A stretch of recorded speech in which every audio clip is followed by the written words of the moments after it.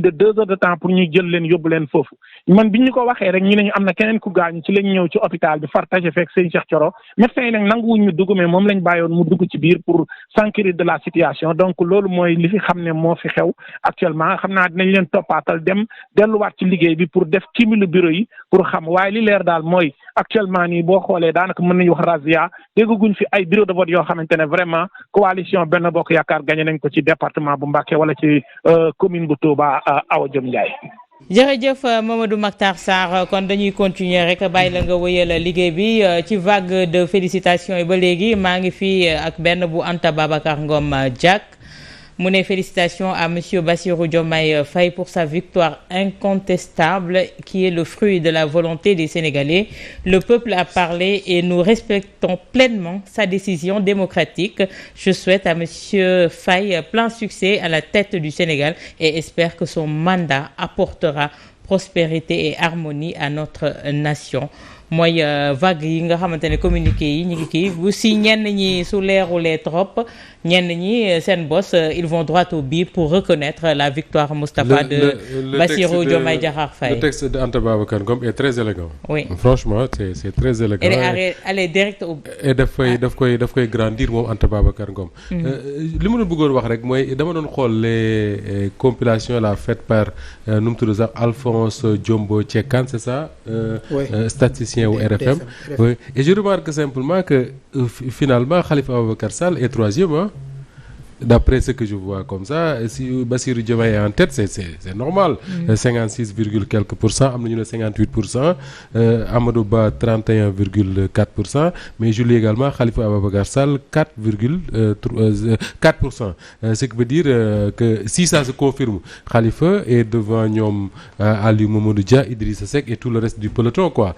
Pour man, il y a pas à rougir de ce résultat-là. Mais également l'écart qu'il y a entre le second et le troisième, Moustapha. Mais évidemment, c'est tout un monde. Mais je vous dis simplement qu'à travers ça, Khalifa Sall se positionne comme le chef des socialistes du Sénégal, hein. D'accord.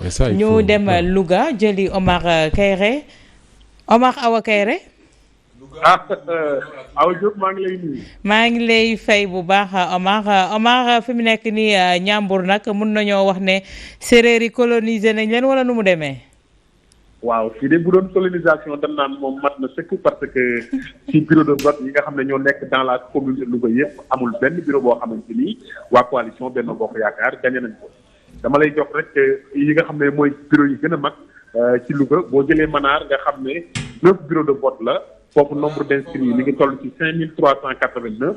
Diomaye vient à tête avec 2207 voix Amadou Ba topp ci am 927 voix.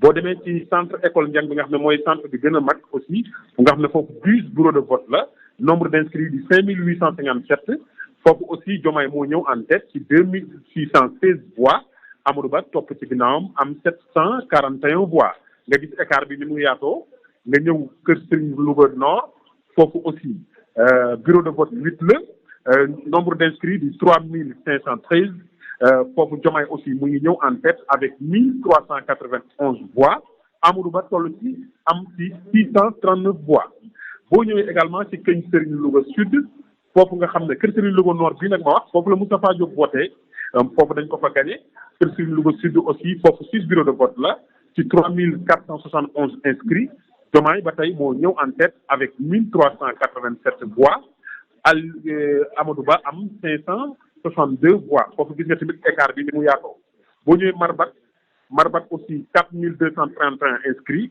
8 bureaux de vote foofu la 1613 voix la Diomaye am Amadou Ba ñëw am 640 voix nga gis ne ci Louga également boo demee école 1 bi nga xam ne tamit foofu Amadou Ba Diomaye daf fa gagné boo demee SOS Diomaye daf fa gagné boo demee Artillerie Diomaye aussi dafa fa gagné boo xoolee Louga daanaka fii plébiscite la ñu defal Diomaye ndax amul benn bureau de vote boo xamante ni sax xaw na serré wala boog mu xaw a doy waar. li ñu ci seetlu également malgré la présence de Aminata Mbengue Ndiaye malgré la présence de Mamadou Diallo ki nga xam ne moo di Moustapha Diop di ministre de l'industrie et des PMI ak ki nga xam ne moo di Amadou Mbéri Sylla ñoom ñëpp boo leen dajalee waa coalition Diomaye ñoom ñëpp gañe gi mooy la plupart ci école yi foo dem day am écart bu yaatu entre Diomaye ak ki nga xam ne moo di Amadou Ba.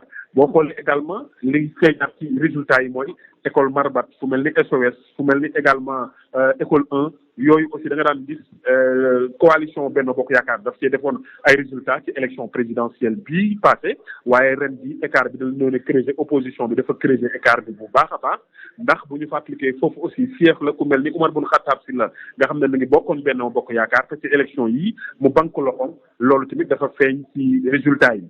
boo demee également ci commune yi nga xam ne mooy ci département bi aussi ñoo ngi ragal ne dina serré te boo moytuwul mën na basculer ndax boo fàttalikoo élection législative yi ñu génnoon bi ñu gagné bi opposition bi gagné commune bi département bi moo leen ci génne woon mais daanaka ci dafa cafe woon waaye li ñu gisagul mooy même si coalition Benno Bokk Yaakaar gagné na Guet Ardo gagné na tamit fële ci Sakal ci 3000 voix ñoom Diomaye topp ci ak 2500 voix mais boo ñëwee Koki waa coalition Diomaye dañoo gagné Koki te Koki foofu aussi général Sélé Maïssa Ndiaye foofu la dëkk di aide de camp président de la République nga xam ne foofu aussi Benno Bokk Yaakaar dafa amoon doole Koki dañ koo perdre ñoo ngi continuer également di xool yeneen résultats yi mais boo moytuwul département bi mën na basculer ndax résultats yi ci commune bi dafa am doole lool te écart bi dafa yaatu lu ci mën di am moo di également fële ca Kébémer également gis nañ ñoo ngi recenser résultats yi waaye gis nañ fa tamit ay écarts yu xaw a yaatu diggante coalition Diomaye ak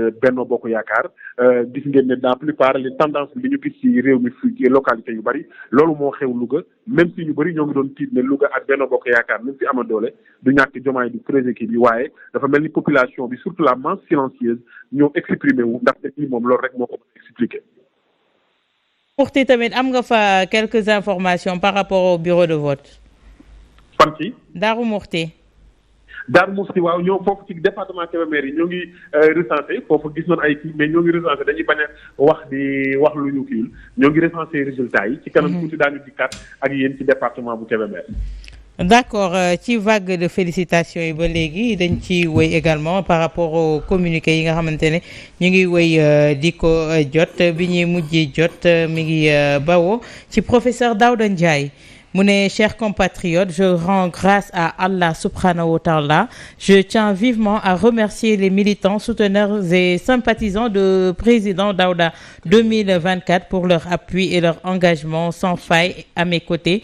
Je les exhorte aujourd'hui plus qu'hier à rester unis en vue de préparer d'autres défis qui se dressent devant nous. Le travail continue. Félicitations à vous. Aussi, au vu des lourdes tendances actuelles qui se dégagent, je félicite la coalition Diomaye Président qui est clairement devant. Mes chaleureuses félicitations au président Diomaye Faye à qui je souhaite un plein succès. C'est la victoire de la démocratie sénégalaise. Vive le Sénégal. muy professeur Daouda Ndiaye également moom moo ko def mu mel ni ñu ngi multiplier wu ci dizaine de candidats. Il y a aussi Karim Wade qui vient de faire un message sur son compte X. Vas-y avec le message de Karim. Sa déclaration est la suivante.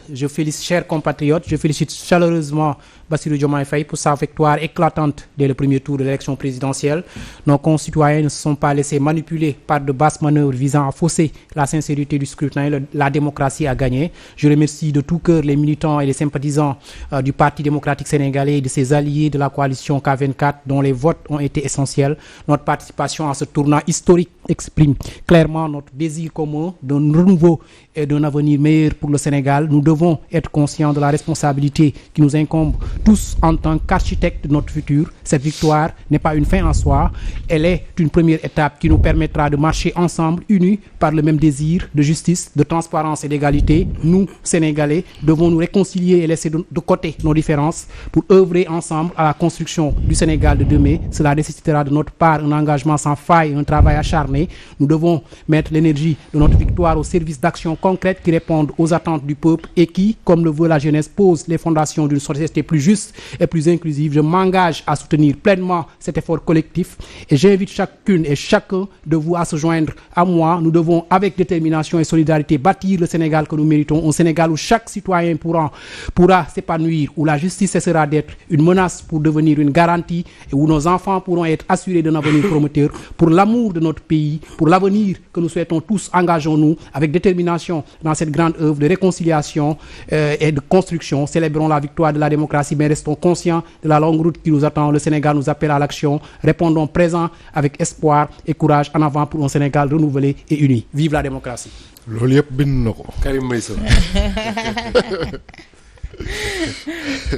Mabira c'est comme est-ce que lii mënul tax kii di président Macky Sall également mu def li ñuy xaar ci moom li ko Abdoulaye Wade defal mu defal ko tey Bassirou Diomaye Diakhar Faye. non bien sûr du président Macky Sall rek je pense que ñi nga xamante ni ñëpp quand même participer woon nañu à cette élection là muy 19 candidats yi jàpp naa ne instant yi ñu toll nii waroon nañu quand même féliciter ki nga xamante ne nii comme ni ñu ko waxee sànq les tendances très très très lourdes dañu koy jox vainqueur de cette élection là te ñi nga xamante ne nii jot nañu ko def de manière très claire muy ay Anta Babacar Ngom ak ñeneen ñi je pense que c'est tout à leur honneur puisque quelque part peuple sénégalais bi rek moom moo souverain moom mooy choisir donc yàgg nañ ko wax politique du lenn lu dul nit ñi am ay mébét pour dëkk bi ku ci nekk bind sa programme expliquer ko sénégalais yi nga wóolu leen bàyyi leen souverainement ñu xool ñooñu ñëpp kan moo leen ci doy ñu dal di koy fal bu nekkee nag yow bokkoon nga ci course boobu doon candidat nga gis ne résultat yi génn nii leer na la ne non seulement gagné nañ la mais tamit ki gagné fës na je pense que boo ko félicité du def dara lu dul yokk quand même sa mérite. donc ñenn ñi nga xamante ni jusqu'à présent ñu ngi tergiversé pour def ko yaakaar naa et de toutes les façons félicitations bi nga xamante ne nii xëj na mooy bi gën a fës mooy bi génn nii ci écran bi les sénégalais quand même qui sortent massivement yàlla sax quelque part mu ngi commencé di ci sotaale nga gis ndox mi commencé wis ba biir Dakar ak yenn région yi nga xam ne tout ça daal nekkul neen du neenub neen ni ko Diomaye doon waxee du neenub neen Maïmouna ñu nuyu la bu baax